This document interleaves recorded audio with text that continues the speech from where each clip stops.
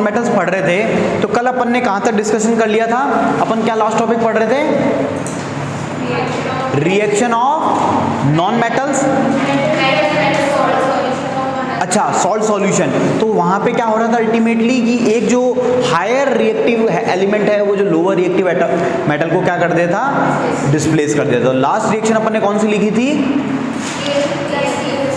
Al plus CuSO4। तो Al ने क्या कर दिया? Cu को डिस्प्लेस कर दिया और अपना अलग कंपाउंड क्या बना लिया? Aluminium sulphate. और एल्यूमिनियम सल्फेट का क्या फॉर्मूला बन के आया था? Al2SO4 ठीक है ना। तो यहां तक लिख लिया था। फिर आगे एक दो इक्वेशन और है, फिर अपन नेक्स्ट टॉपिक पे कर जाएंगे। समझ में आ गया था ना? इसमें कुछ नहीं है। फिर अपन नॉन मेटल स्टार्ट करते हैं, फटाफट लिखो। व्हेन जिंक की भी लिख ली थी, जर्डन की, हाँ चलो, हाँ ठीक है। व्हेन कॉपर इज, अब लिखो, when copper is dipped, when copper is dipped in the solution,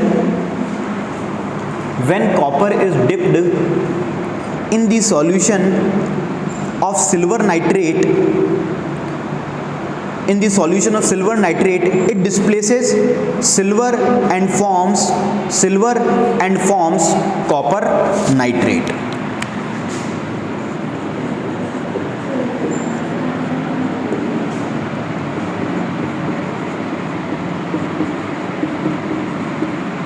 तो कॉपर क्या है? सिल्वर से हाई रिएक्टिव है, तो इसने किसको डिस्प्लेस कर दिया? सिल्वर नाइट्रेट को।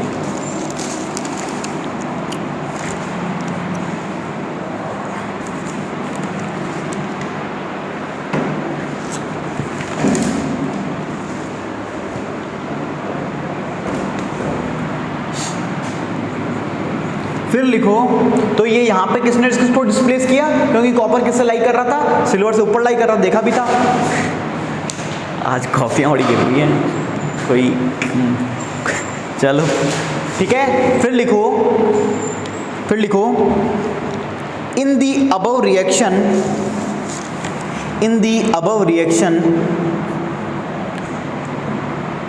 Copper is more reactive than silver, copper is more reactive than silver, and hence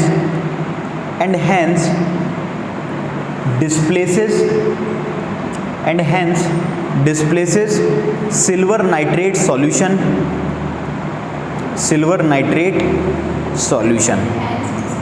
hence displaces silver from silver nitrate solution.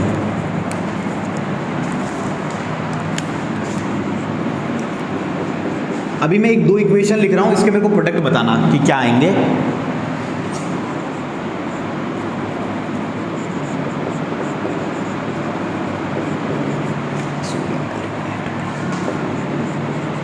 हाँ लिख लिया वहां तक। तो अब इधर देखो, ये मैंने दो इक्वेशन लिखी है आपके पास, दो रिएक्शन। अब मेरे को बताओ कि इसका प्रोडक्ट क्या आएगा। मेरे को बताओ विश्वजीत, बताओ इसका प्रोडक्ट क्या आएगा? क्यों? Ag हो गया ना, और ये तो करेगा, एल्यूमिनियम तो करेगा ही ना। तो क्या बना गया? मतलब Cu रिप्लेस कर देगा इसको, तो Cu है ना, NO3 2 और एल्यूमिनियम अकेला। याद कर ली रिएक्टिविटी सीरीज। एल्यूमिनियम देखो रिएक्टिविटी सीरीज में कल एक पेज पीछे करके, एल्यूमिनियम ऊपर है या नीचे है? ऊपर है या नीचे है? Cu कौन है? कर पाएगा डिस्प्लेस? नीचे है ना। तो Ag is least reactive compare to Cu, तो यहां पे कोई रिएक्शन नहीं होगी। So we can say there is no reaction. Again Cu क्या है? लीस्ट रिएक्टिव है compare to aluminium, then again there is no reaction. तो ये भी ध्यान रखना है कि क्वेश्चन दिया और आपने तो बस आदत है बस फटाफट डिस्प्लेस करो। अपन ने ये नहीं देखा कि ये इसको कर पाएगा भी कि नहीं कर पाएगा। तो इट मीन्स कि यहाँ पे कोई रिएक्शन होगी ही नहीं। क्यों नहीं होगी? बिकॉज कि जो आपका सिल्वर है वो कंपैरेटिवली लेस रिएक्टिव है और जो कॉपर है लेस रिएक्टिव है कंपेयर में एल्यूमिनियम के। तो लिखिए इस पॉइंट को फाइनल करके, ये लिखनी है, पहले पॉइंट लिख लो फिर लिख लेना। Next point, silver metal does not react does not react with copper sulfate solution because silver is less reactive than copper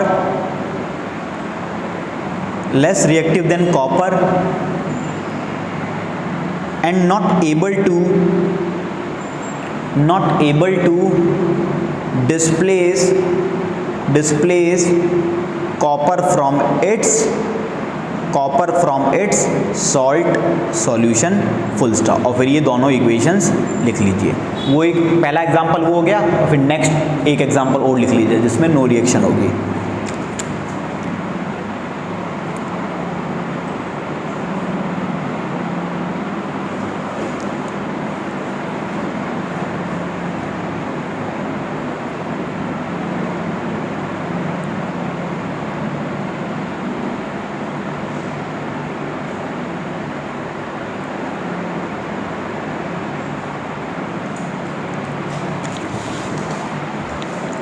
तो ये बात हो गई अपनी, मेटल्स अपन ने कंप्लीट कर लिया है। नॉन मेटल्स अब थोड़ा सा है, मेटल जितना बड़ा नहीं है। फिर लास्ट पॉइंट अपन पढ़ेंगे आयनिक कंपाउंड। ठीक है, समझ में आया मेटल सभी को, सब सारी रिएक्शंस। तो यहाँ पे ये अपना हो गया मेटल ओवर।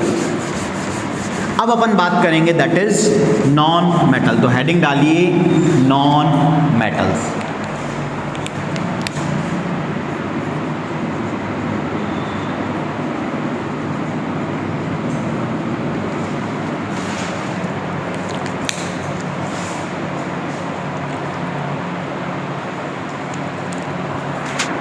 अब देखो हम बात करते हैं नॉन मेटल। नॉन मेटल का मतलब क्या होता है? जो मेटल नहीं है वो नॉन मेटल, काम खत्म। मेटल कैसा होता है? मेटल हार्ड होता है, मेटल मलियाबल होता है, मेटल डक्टाइल होता है, मेटल सोनरस होता है, metal high melting and boiling points होता है। तो जो भी मेटल की प्रॉपर्टीज होती है उसके अपोजिट जो प्रॉपर्टीज पाई जाती है यूजुअली, आई से यूजुअली या मोस्ट ऑफ देम कैसे होते हैं, उनको हम कहते हैं non metal. Example carbon, sulphur, silicon, phosphorus, nitrogen, oxygen, ये सब क्या हैं? Non metal. क्या ये आपको कहीं आपने देखा कि कार्बन या फिर ऑक्सीजन आपको मिला बड़ा ही स्ट्रांग है, बहुत ही हाई मेल्टिंग पॉइंट है? तो ऐसा नहीं मिलता है। तो इन सबको अपन कहते हैं नॉन मेटल। और दूसरी थिंग कि मेटल्स में हमने पढ़ा they are the good conductor of electricity as well as the heat.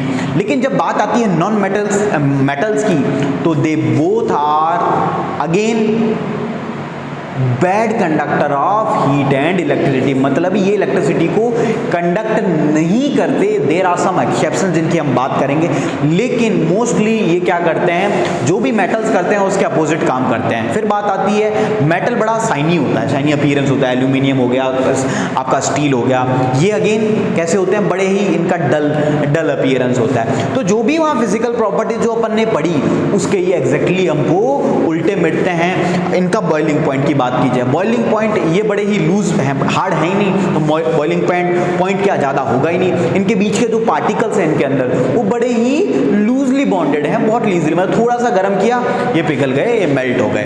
तो कहने का मतलब ये है जो भी मेटल में हम पढ़ते हैं उसके exactly most of the properties हमको मिलती है कि नॉन मेटल। तो बेसिकली नॉन मेटल ये होता है। फिर नॉन मेटल आपके कहाँ एनवायरनमेंट प्रेजेंट होता है, जैसे गैसेस की फॉर्म में हो गया, कार्बन की फॉर्म में हो गया, तो ये सभी अपन को मिलते हैं, एनवायरनमेंट में मिलते हैं, कुछ अपन मैन मेड भी बनाते हैं। तो बात होती है ये नॉन मेटल। तो पहले कुछ बेसिक बातें लिखते हैं इसकी फिजिकल प्रॉपर्टीज की। तो सबसे पहले अपन पढ़ेंगे फिजिकल प्रॉपर्टी। तो जैसे अपन ने वहां पढ़ा था, हार्डनेस पॉइंट लिया, हार्डनेस के बारे में डिस्कशन करेंगे, कंडक्शन के बारे में करेंगे, मलियाबिलिटी के बारे में करेंगे, डक्टाइल। तो ऐसे कुछ बेसिक पॉइंट्स है, फिर अपन बात करेंगे इनकी केमिकल प्रॉपर्टीज। तो सबसे पहले लिखिए नॉन मेटल्स, हेडिंग डालिए और उसमें लिखिए नॉन मेटल्स।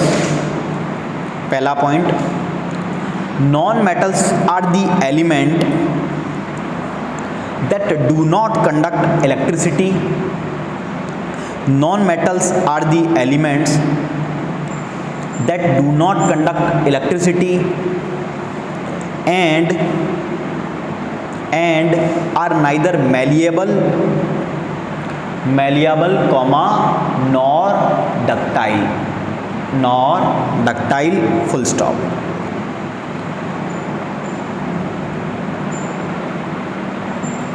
एग्जाम्पल में लिखिए क्या क्या आ जाएंगे, लिखिए कार्बन,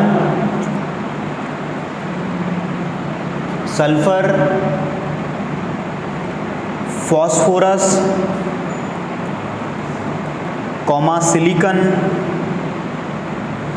सिलिकन। अब हाइड्रोजन आएगा या नहीं आएगा? आएगा, है ना। Hydrogen is again a non metal भी है, वहाँ पे भी अपन ने पढ़ा था, मैंने बताया था एक ऐसा ही है जिसकी वो बाइलिंगुअल टाइप है, मतलब सभी चीज़ें फॉलो करता है। अगेन वो नोबेल में भी आता है, आपने पढ़ा होगा पूरी उसकी रिएक्टिविटी सीरीज में। उसका ऑल्दो कितना है, 2 एटॉमिक नंबर है, वो होना कितना चाहिए, यूजुअली 8 होना चाहिए, लेकिन फिर भी वो आता है, ठीक है ना। Exception are always there. तो लिखो silicon comma hydrogen comma oxygen comma nitrogen comma chlorine comma bromine comma neon and argon etcetera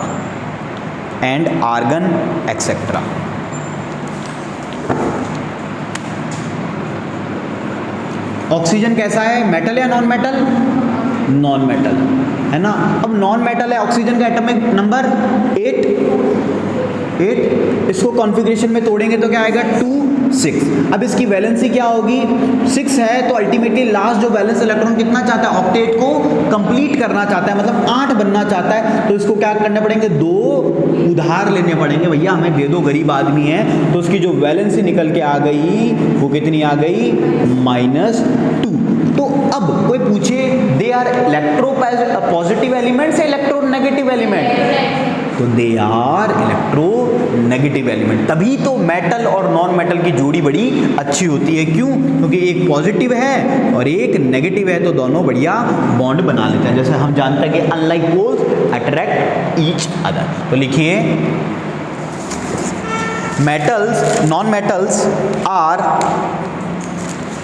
non-metals are the element which form negative ions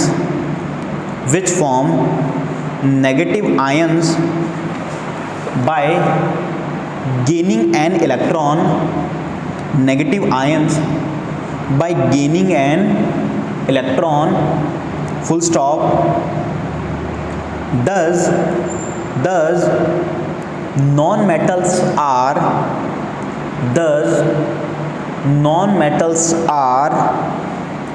also known as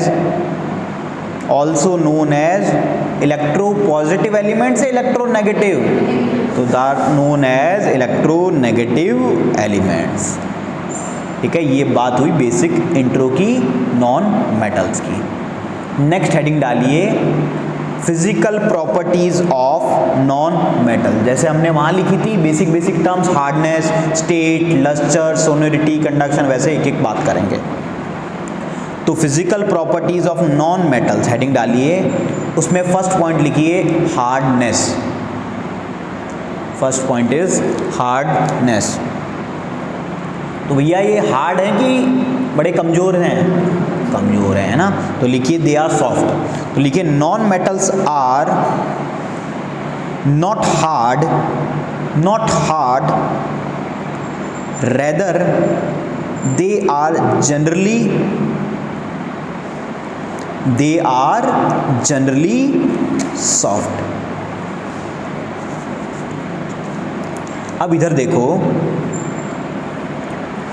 हमने कहा कि भैया metal कैसे होते हैं, strong होते हैं मेटल्स, और जो नॉन मेटल्स होते हैं जनरली कैसे होते हैं, सॉफ्ट होते हैं। लेकिन गजब की बात ये है कि जो सबसे हार्डेस्ट सब्सटेंस है दैट इज डायमंड, मतलब जो हीरा है वो नॉन मेटल होते हुए के बावजूद कैसा है, मेटल से भी स्ट्रॉन्ग है, जो मेटल को भी कर सकता है। तो एक्सेप्शन मतलब आप समझो उसको लाइफ से कितनी बड़ी चीज़, एक आप उससे फिलॉसफी से जोड़ोगे कि जिसकी प्रॉपर्टी मतलब वो ऐसे समाज से आता है, ऐसी कैटेगरी से आता है जहाँ के लोग बड़े ही कमज़ोर हैं, जो जल्दी टूट जाते हैं, लेकिन उन्हीं में से एक बंदा आता है जो क्या है, वर्ल्ड का या फिर सबसे मैटर में बात की जाए एलिमेंट्स में सबसे स्ट्रॉन्गेस्ट एलिमेंट है, तो वो है डायमंड। तो लिखिए but the diamond is an exception, but the diamond is an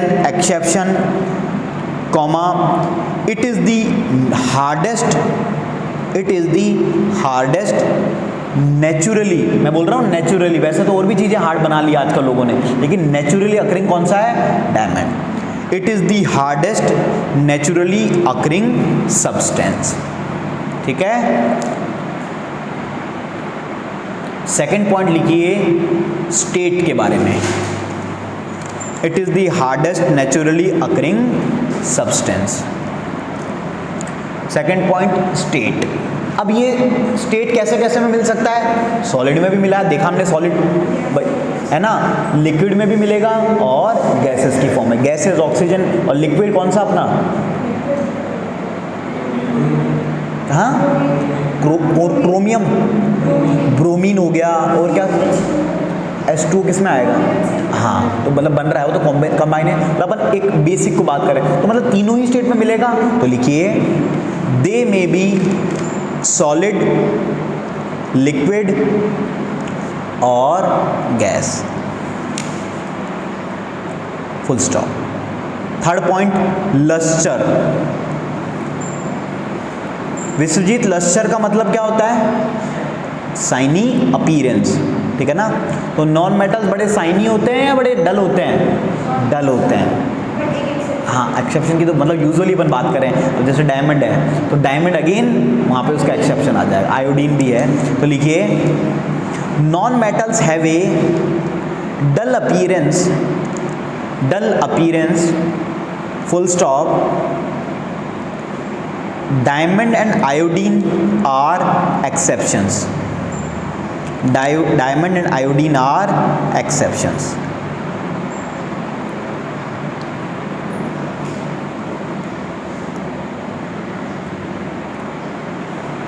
fourth point लिखिए सोनोरिटी, सोनोरिटी। इनसे हर प्रकार की ट्यून निकाल सकते हैं ना, तुझे देखा तो ये जाना सनम, सभी प्रकार की निकलती है? नहीं निकलती? अरे कुछ कुछ में निकलती है, मतलब मोस्टली नहीं निकलती। जैसे कि मेटल्स के केस में तो अपन हारमोनियम बना रहे थे, है ना, गिटार बना रहे थे स्ट्रिंग की हेल्प से, तो वो यहाँ पे, या फिर इनको गिराओ, नमक को गिरा के देखो, आयोडीन को गिरा के देखो, कोई आवाज़ आती है? नहीं आते, तो बेचारे ये बेसुर हैं। तो लिखिए हाँ, डायमंड आवाज़ आती है?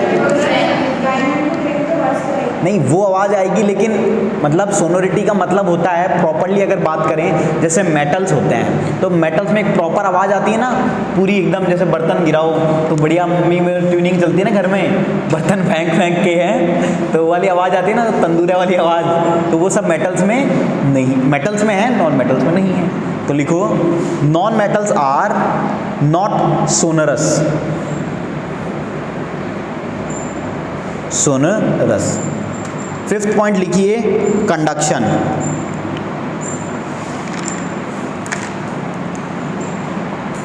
कंडक्शन तो ये कैसे हैं? बैड कंडक्टर या good conductor of electricity and heat? Bad conductor. तो लिखिए non metals are a bad conductor of heat and electricity.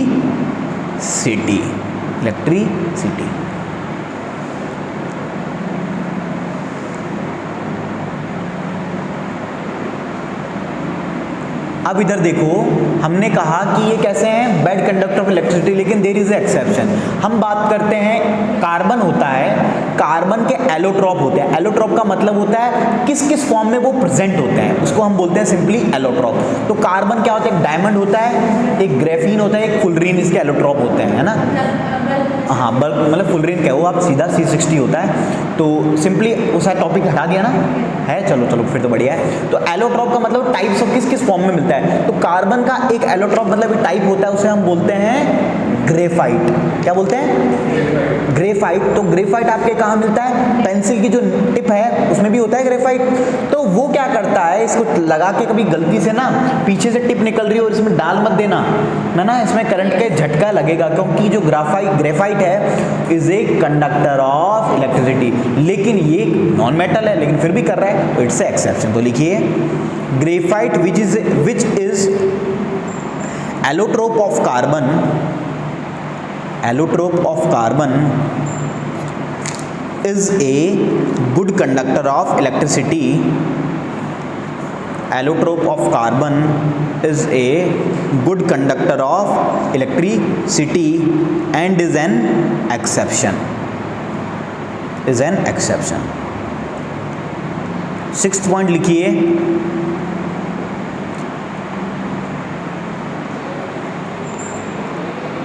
malleability and ductility, malleability and ductility।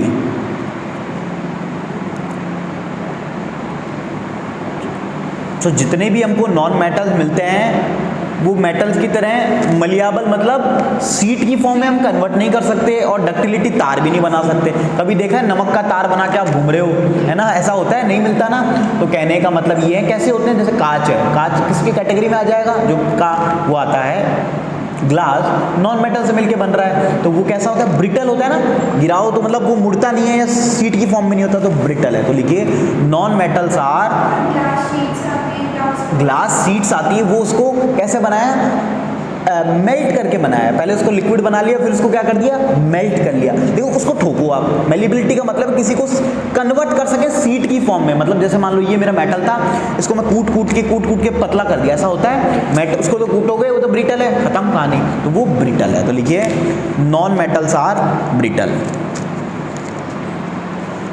Seventh लिखिए melting and boiling points, melting and boiling points, non metals have generally, non metals have generally low melting point and boiling point।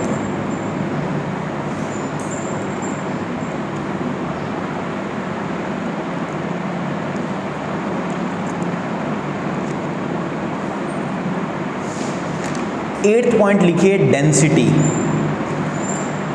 Density की बात करें, metals जो भी होते हैं, like कोई भी मेटल है, आपका आयरन है, तो उसकी जो डेंसिटी है उसके पार्टिकल्स की वो बड़ी ही हैवीली है, मतलब एकदम पास पास में चिपके हुए हैं। तो जो पार्टिकल्स हैं वो कैसे हैं, हाईली डेंसिफाइड है, डेंसिटी है मेटल्स में। लेकिन जब बात करते हैं नॉन मेटल्स की, कोई भी नॉन मेटल के अपन एग्जांपल है ऑक्सीजन, तो भाई गैस है, तो ऑब्वियसली उसके जो पार्टिकल्स हैं बड़े दूर दूर हैं, तो इसकी जो डेंसिटी होगी कैसी होगी, लो होगी। तो लिखिए most of the non metals have, most of the known metals have low density, low density, ठीक है। और नाइन्थ लिखिए कलर।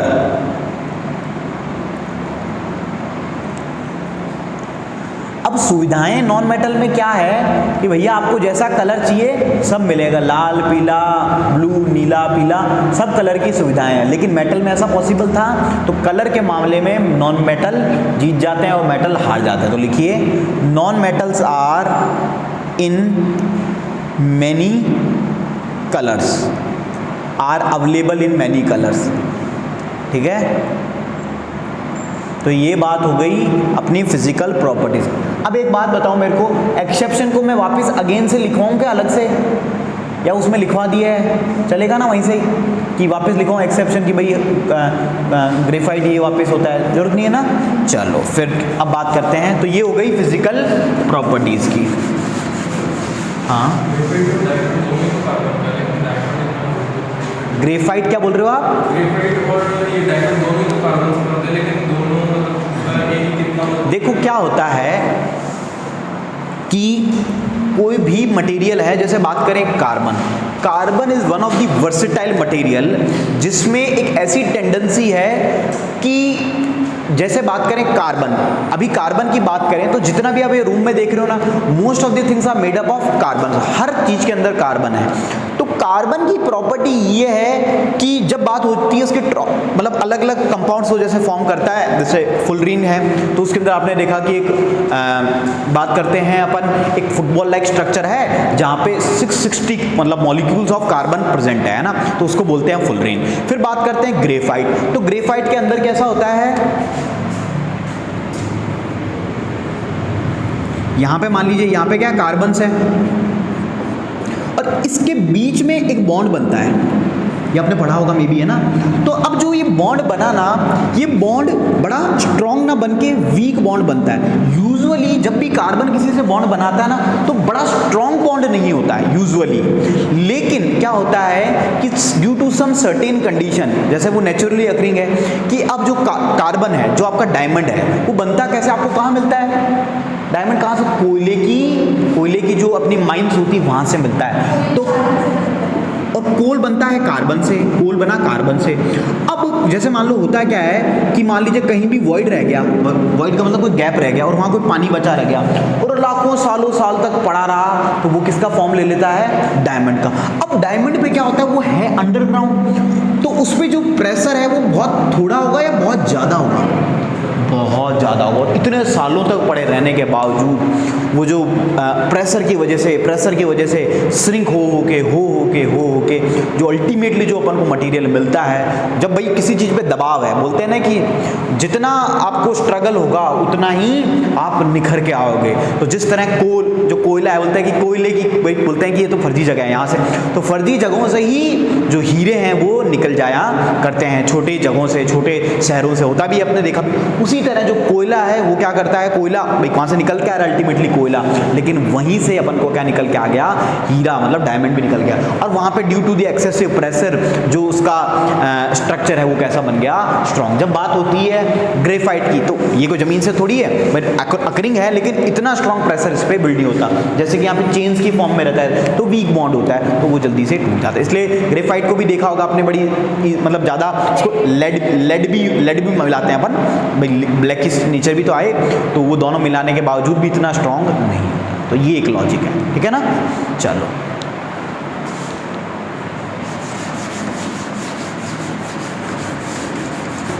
नेक्स्ट हेडिंग डालिए, chemical properties of non metals. Chemical properties of non metals.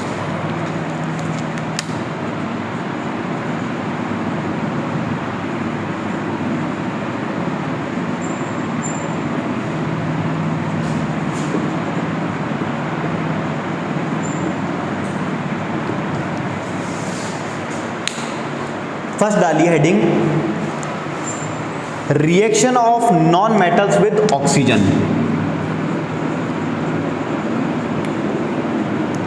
Reaction with non metals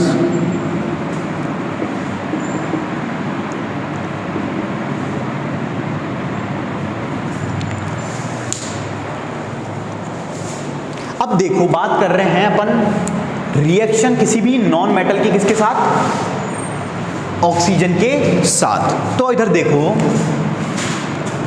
मैं किसी भी non metal को किसके साथ रिएक्ट करवा रहा हूं, ऑक्सीजन के साथ। तो कोई भी ऑक्सीजन की प्रॉपर्टी क्या करता है, वो चाहे मेटल हो चाहे नॉन मेटल, उसके साथ रिएक्ट करके बना लेता है ऑक्साइड उस पर्टिकुलर एलिमेंट का। तो एलिमेंट क्या है यहाँ पे, नॉन मेटल। तो ये जो नॉन मेटल आपका बना, इसमें क्या बना लिया, नॉन मेटेलिक ऑक्साइड, ठीक है ना। फिर एक एग्जांपल लूं, आपका सबसे बेस्ट नॉन मेटल में अपन लेते हैं कार्बन। तो कार्बन को भैया जब ऑक्सीजन के साथ मिलाया तो उसने क्या फॉर्म कर लिया, CO2। अब क्या ये इतना इजीली मिल जाता है, इसको इस ऑक्सीजन का मिलने का मतलब क्या है, इसको अपन ने बर्न किया, है ना भाई, बर्न किया।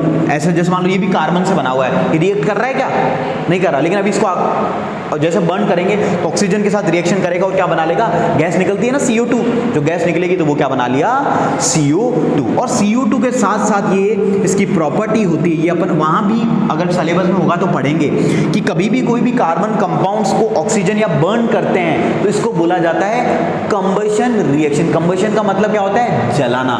तो जब जलाने के साथ क्या निकलता है, CO2 प्लस हीट और थोड़ी बहुत लाइट भी निकलती है, तो हीट निकलना कंपलसरी होता है। तो ये एक एग्जांपल हुआ। फिर मान लो मैं बात करूं सल्फर की, सल्फर को ऑक्सीजन, सल्फर को भी जलाएंगे तो क्या कौन सी गैस निकालेगा? SO2। जैसे कि ये सारी गैसेस निकलती है ना आपके पॉल्यूशन कॉजिंग गैसेस हैं ये भी। तो आपके जो फैक्ट्रीज में सल्फर जला, भाई ये जितने भी मेटल होते हैं, भाई लो कोई कपड़ा है उसमें सल्फर होता है, नाइट्रोजन क्या बोलते हैं, अलग अलग कंपाउंड्स से मिलके बनता है ना, नाइलॉन वगैरह। तो ये जब बनता है तो CO2, SO2, NO2 ये सब पॉल्यूशन कॉजिंग गैसेज निकलती है। तो अगेन इसको हमने क्या किया? बर्न। तो इसने क्या निकाला? Sulphur dioxide. ठीक है, तो हेडिंग डालिए reaction with non metal with oxygen और लिखिए non metal forms respective oxide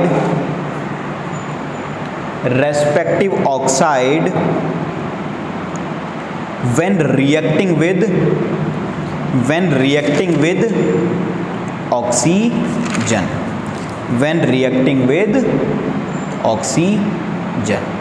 और फिर इन जनरल करके ये लिख लीजिए।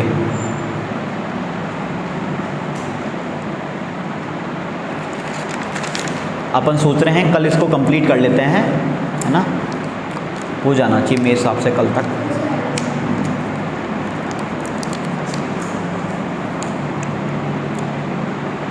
लिख लिया? फिर एग्जाम्पल में लिखिए when carbon reacts with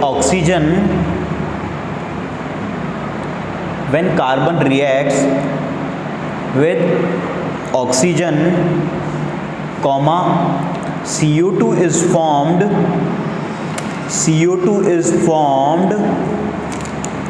when the with the production of heat, और ये लिख लीजिए ये reaction.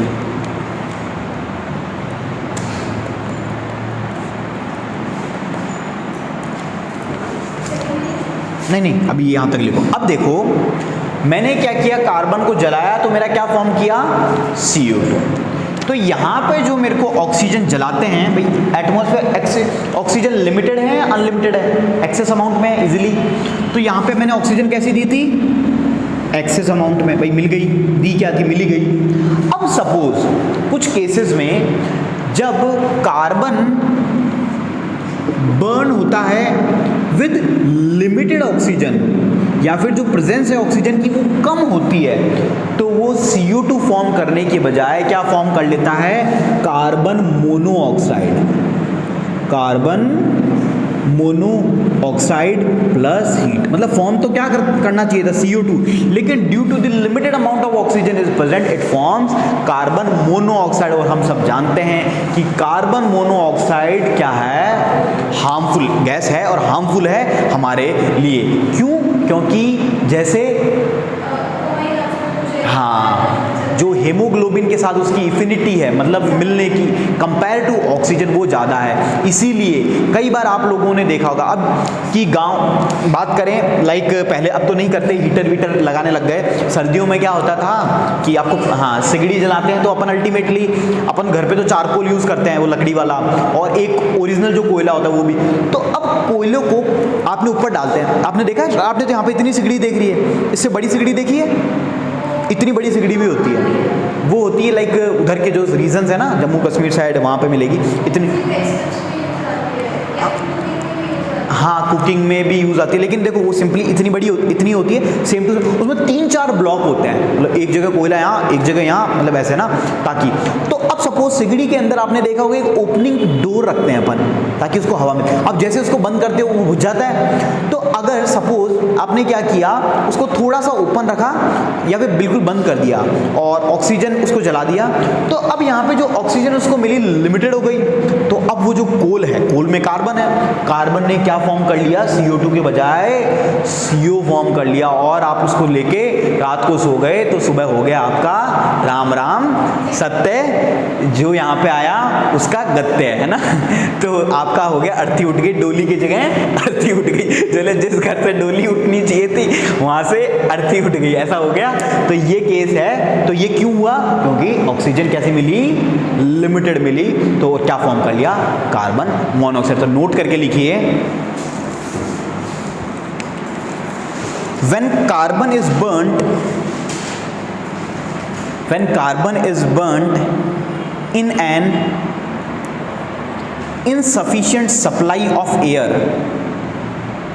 when carbon is burnt in an insufficient supply of air, it forms carbon monoxide, full stop. Carbon monoxide is a toxic substance,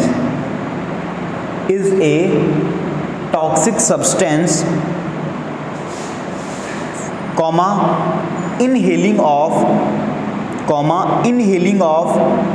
carbon monoxide may prove fatal मतलब आपको सही नहीं रहेगा, मतलब आपको सफोकेशन होने लगेगी थोड़ी देर बाद, और थोड़ी देर बाद 3-4 घंटा रहे। may prove fatal, FATAL, may prove fatal, FATAL, discomfort, fatal, खराब। और फिर अगेन वो वाली इक्वेशन लिखिए, C+O2CO वाली, और फिर ये सल्फर वाली भी लिख लो, और फिर फाइनल इसके बाद ये, और फिर H2 को ऑक्सीजन से मिलाएंगे तो क्या फॉर्म कर लेगा? H2O। ये तो सब बेसिक इक्वेशन आप जानते ही हो। ये तीनों इक्वेशन लिख लीजिए।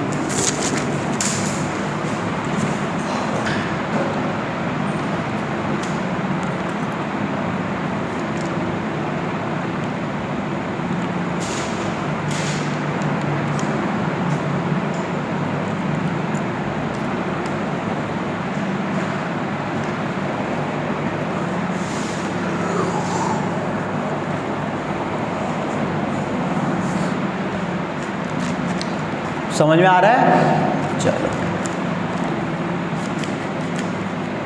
तो घर में सिगड़ी जला के नहीं सोना है ना, और जलाओ भी तो थोड़ी सी देर जलाओ, और सोने से पहले बाहर रख देना।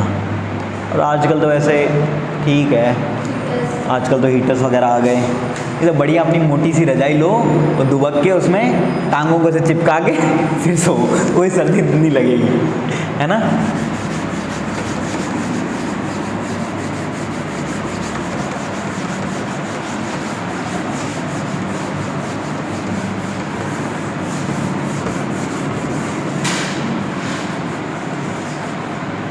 रिएक्शन ऑफ, ये पढ़ लिया। अब देखो हम बात करते हैं, अभी जब रिएक्शन हुई नॉन मेटल की ऑक्सीजन के साथ, उसने क्या फॉर्म किया? Non metallic oxide. तो हम बात करते हैं नॉन मेटेलिक ऑक्साइड्स के बारे में। तो सबसे पहली thing, non metallic oxides like CO2, sorry हाँ नहीं, पहले जैसे एग्जांपल दूँ, CO2, SO2, H2, these are all are non metallic oxide. तो सबसे पहली चीज आती है कि भैया इनका नेचर कैसा होता है। तो अगर इनकी नेचर की मैं बात करूं तो they are acidic in nature, मतलब जो आपके मेटेलिक ऑक्साइड्स थे वो कैसे थे? बेसिक इन नेचर थे। ये किसकी तरह बिहेव करेंगे? Acidic in nature. अब मुझे ये कोई बताना चाहेगा कि अगर आपको कोई कहता है कि ठीक है भैया ये एसिडिक नेचर में बिहेव करते हैं, लेकिन आप मुझे प्रूव करके बताओ कि एसिडिक नेचर ही क्यों। ये आपको मैंने एक बार बताया भी था और इवन लिखवाया भी था, बता। एसिड, हाँ, बेस के साथ, और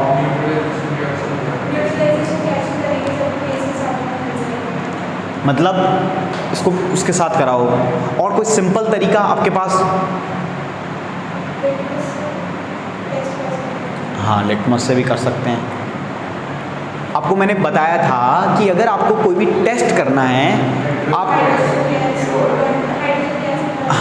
देखो सिंपली आप एसिडिक आपने कल अभी क्वेश्चन भी मैंने पूछा था आपके टेस्ट में कि भाई स्ट्रॉन्ग एसिड कौन होता है जो जल्दी से डिसोशिएट कर दे और फॉर्म कर ले H+ आए। तो डिसोशिएट करने के आपको किस में डालना पड़ता है उसको, वाटर में। तो हम इसको डालते हैं पानी में।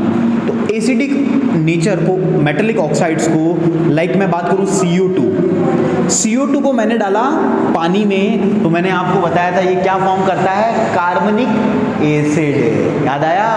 कार्बनिक एसिड का फॉर्मूला क्या होता है तुषार? H2CO3। तो ये कार्बनिक एसिड बन गया, मतलब एक एसिड फॉर्म कर लिया। और एसिड फॉर्म कर लिया तो इससे हमें क्या पता चला कि जो ये मेटेलिक ऑक्साइड्स होते हैं ये कैसे बिहेव करते हैं एज ए एसिड। अब भाई लिटमस के लिए तो आपको लिटमस पेपर की जरूरत है, इसमें किसी चीज़ की जरूरत है, पानी में डालो चेक करो, बस। किसी चीज़ की जरूरत नहीं है, ना बेस की जरूरत है, वहाँ पे आप खरीद के लाओगे, चेक करोगे, रिएक्शन करवाओगे। यहाँ पे कुछ नहीं, पानी तो घर में है ही, फेंको CO2 और चेक करो। तो कहने का मतलब ये है कि non metallic oxides are acidic in nature, और जब ये किसी भी बेस के साथ रिएक्ट करेंगे तो सिंपली क्या हो जाएगी, कैसी रिएक्शन हो जाएगी, न्यूट्रलाइजेशन रिएक्शन। तो हेडिंग डालिए नॉन मेटेलिक ऑक्साइड, उसमें लिखिए non-metallic oxides are acidic in nature, full stop. The solution of non-metal oxides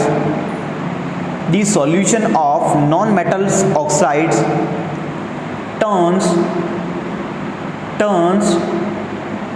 blue litmus to red, full stop. Example लिखिए,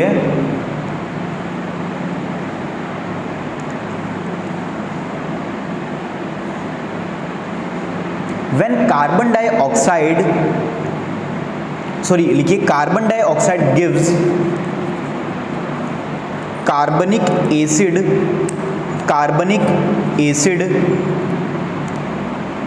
acid when dissolved in water, और फिर ये reaction लिख लीजिए, ये वाली लिख लो।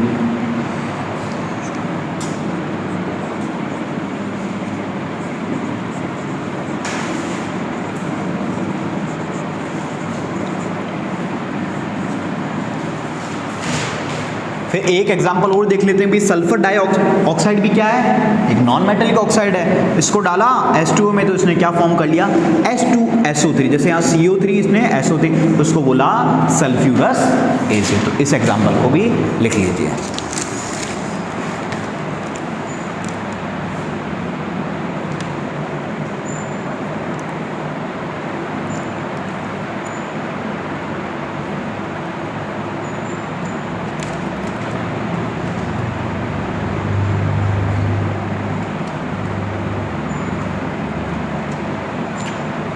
समझ में आया यहाँ तक? फिर लिखो, sulphur dioxide gives sulphur trioxide when react with oxygen and further sulfur trioxide gives sulfuric acid when react with water,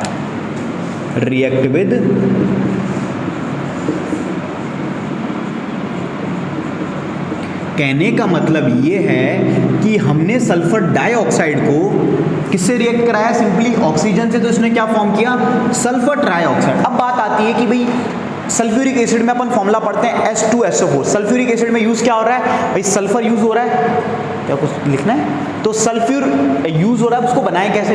तो अगेन जो सल्फर ट्राईऑक्साइड जो अपना बना, इसको क्या कर दो, वाटर में फॉर्म करेंगे तो क्या फॉर्म कर जाएगा आपका H2SO4, जो अभी तक हम यूज करते थे, अब हम उसे बनाना भी सीख गए हैं कि सिंपली सल्फर डाइऑक्साइड को ऑक्सीजन के साथ रिएक्ट कराओ तो क्या फॉर्म करेगा, सल्फर ट्राईऑक्साइड, और सल्फर ट्राईऑक्साइड को आप वाटर के साथ रिएक्ट कराओगे तो क्या फॉर्म कर जाएगा, सल्फ्यूरिक एसिड H2SO4। तो this is the preparation method of sulphuric acid. इन दोनों इक्वेशंस को लिख लीजिए और ये अपना कंप्लीट हो गया है नॉन मेटेलिक ऑक्साइड, ठीक है।